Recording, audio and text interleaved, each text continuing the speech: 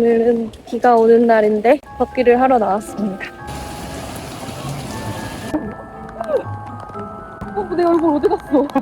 지금 상황이 어떤 상황이죠? 이제 비가 와가지고 신나서 산책하다가 촬영을 했는데 집에 들어오자마자 핸드폰이 무한 재부팅이 되고 있는 상태라서 인터넷 찾아보니까 완전 그 메인보드 나간 화면 뜨더라고요. 그래서 지금 본의 아니게 핸드폰과 단절된 삶을 살고 있어요. 근데 생각보다 나쁘지 않네요. 체험을 해보고 그 이야기를 들려드리겠습니다. 네. 망쳤어. 꽃인데요. 고치려면 90만 원 나오는 휴대폰 없이 4일 정도 살았잖아. 어땠어?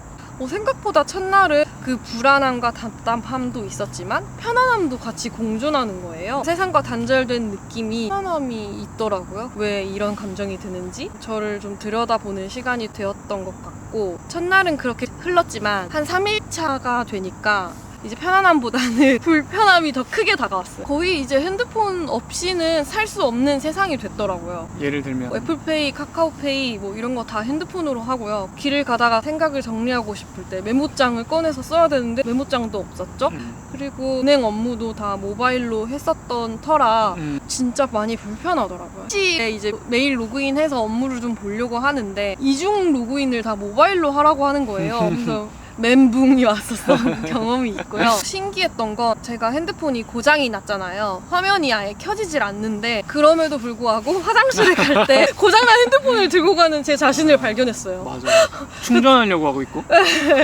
저도 모르게 손이 핸드폰으로 가고 있었다. 그걸 인지한 순간 평소에 핸드폰 중독이 아니라고 생각했는데 이건 중독이 맞다. 중증이었네. 그걸 인정하게 되는 소중한 시간이었습니다. 확실히 인정했어요. 중독 맞다고. 네, 그럼에도 핸드폰 없이 살기는 안 될 것 같고요. 불가능하죠. 네, 불가능하고 핸드폰이 없었을 때 드는 불안함에 대해서 저의 감정도 궁금하기도 했고, 좀 핸드폰 중독에서는 벗어나고 싶다라는 생각이 들어서 고장난 김에 시간이 생겼잖아요. 그래서 평소에 읽고 싶었던 인스타브레인이라는 책을 사러 갔었죠. 그렇습니다. 네, 인스타브레인이라는 책도 읽었고, 그리고 소셜 딜레마라는 넷플릭스 다큐멘터리 영화도 보게 됐습니다. 이 책이랑 다큐에서 공통적으로 하는 얘기가 있더라고요. 스마트폰에 중독된 거는 우리의 잘못이 아니래요. 그럴 줄 알았어요.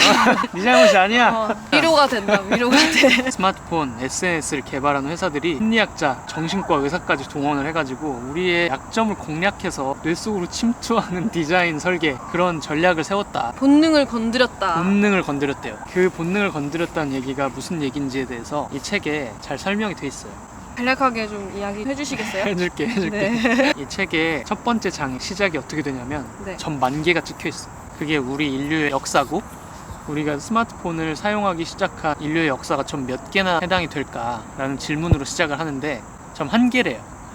10,000개 중에 딱 1개만 우리가 스마트폰이라는 걸 접하고 살아온 세월이라는 건데, 우리는 수렵 채집인의 뇌와 더 가깝고 급변하는 현대사회에서 적응하기가 힘들다고 하더라고요. 맞아요. 스마트폰이 불과 2007년도에 새로 개발이 되었고, 생각보다 우리가 스마트폰을 사용한 지도 얼마 안 됐잖아요. 아직 우리의 뇌가 못 따라갔다. 그래서 지금 이런 환경들에 적응을 못하는 게 너무 당연한 거다라고 말을 해주는 것 같더라고요. 라고 안데르스 한센이라는 스웨덴 정신과 전문의가 이야기를 하고 있습니다.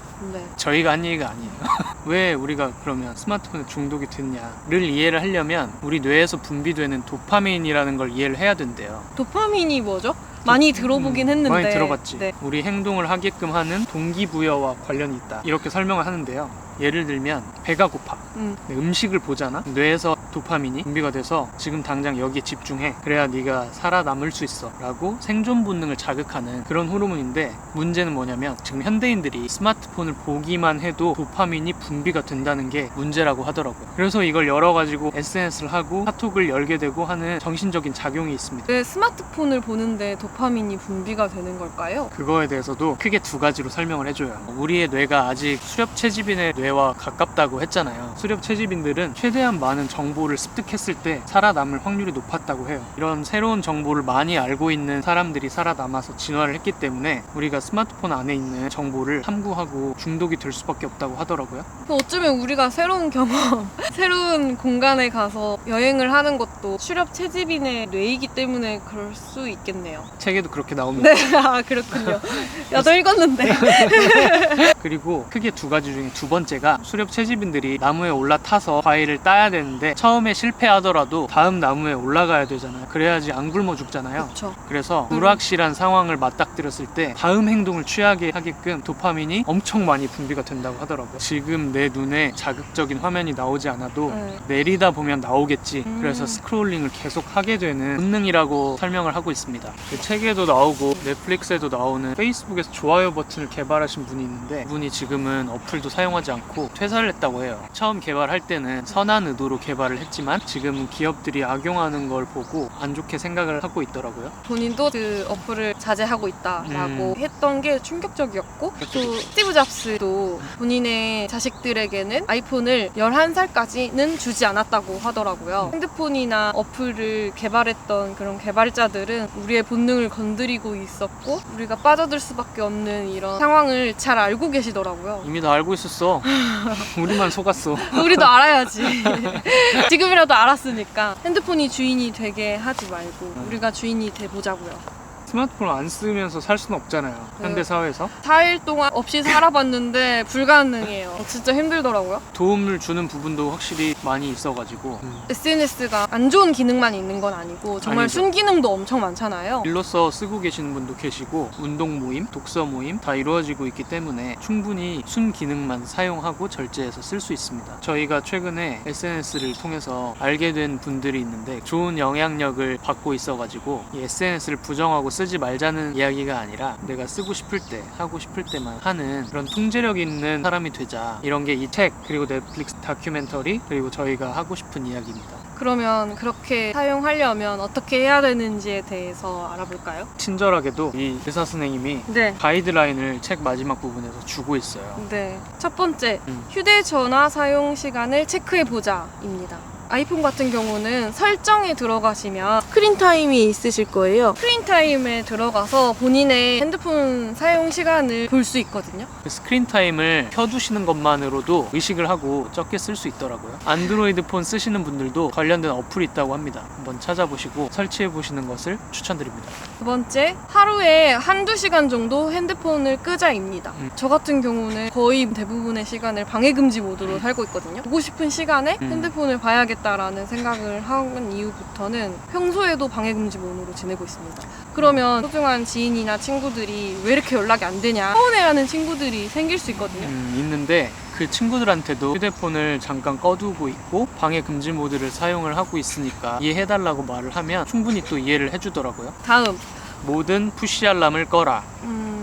카톡이나 알림이 자꾸 오기 시작하면 집중을 하다가도 핸드폰 보게 되더라고요. 어플에 빨간 색깔 동그라미 안에 숫자가 써져 있잖아요. 그것도 우리의 본능을 건드린 디자인이라고 하더라고요. 맞아요. 그걸 알고 난 이후부터는 아 이거에 내가 넘어가지 않겠어 라는 질 수 생각이 들더라고요. 그런 알람 설정도 안 뜨도록 바꿔놓았습니다.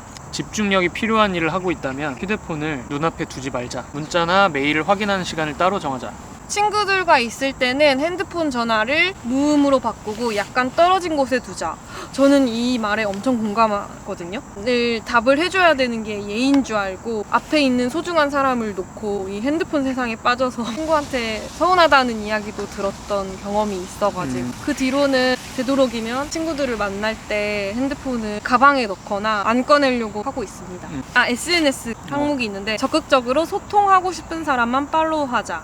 나머지는 언팔을 하라고 하라는 하는 거네요. 거예요. SNS 팔로우하고 알림 받는 것도 너무 과도하게 하고 있지 않나 돌아볼 필요가 있다는 이야기인 것 같습니다. 휴대전화에서 SNS를 제거하고 컴퓨터에서만 사용해라. 이거에 대해서는 지금 키키가 휴대폰이 고장나는 바람에 옛날에 쓰고 있던 아이폰 7을 쓰고 있거든요. 어플이 없는 상태에서 새로 시작하고 있거든요. 지금 한 열흘 정도 지났는데 생각보다 새로운 어플을 6개 오. 정도만 깔았어요. 디지털 미니멀이네요. 네.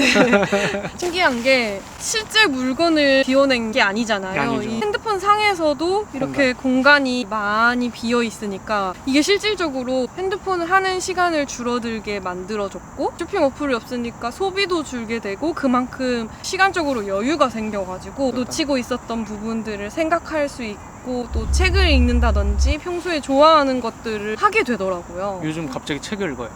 네.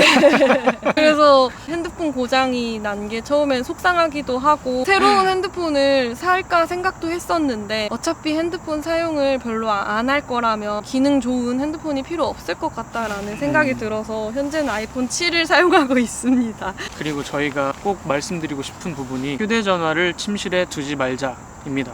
아침에 일어나야 한다면 잠용종 시계를 사용하자. 저는 시계를 보기 위해 핸드폰을 보면 저도 모르게 인스타, 뉴스, 카톡 이런 거를 빠져가지고 금방 1시간이 지나더라고요. 그래서 저도 이걸 좀 바꾸고 싶다라는 생각이 들어서 같이. 오빠가 갑자기 침실에 핸드폰을 안 가지고 들어가겠대요. 그래서 옆에서 좋아 보이는데? 하고 저도 같이 동참했던 기억이 있습니다. 뭘 잘 따라합니다. 네.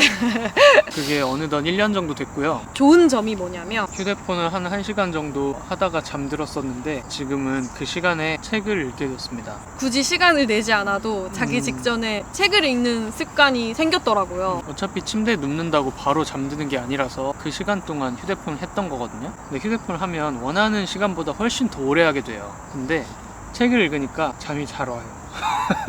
책 피면 잠 잘 오잖아요. 그런 장점이 있어요. 대화도 많이 하게 됐죠. 저 그 시간에 저희가 대화도 많이 하고 어. 그리고 저는 평소에 명상을 좋아하는데 따로 시간을 내서 명상을 하는 것도 좋지만 자기 전에 누워서 내 몸에 집중하고 호흡에 집중을 하면 자연스럽게 그게 명상의 시간으로 바뀌더라고요. 그래서 그 명상의 시간을 즐기고 있습니다. 그리고 수면의 질이 확실히 향상되었다는 느낌을 받고 있습니다. 7, 8시간 잔다고 치면 인생의 약 3분의 1을 자는 건데 수면 자체의 질이 올라가면 삶의 질이 같이 올라간다는 이야기가 있더라고요. 김 교수님이 해주신 말이죠. 김 교수의 3가지 유튜브를 즐겨보고 있는데 네. 교수님이 네. 해주신 말이에요.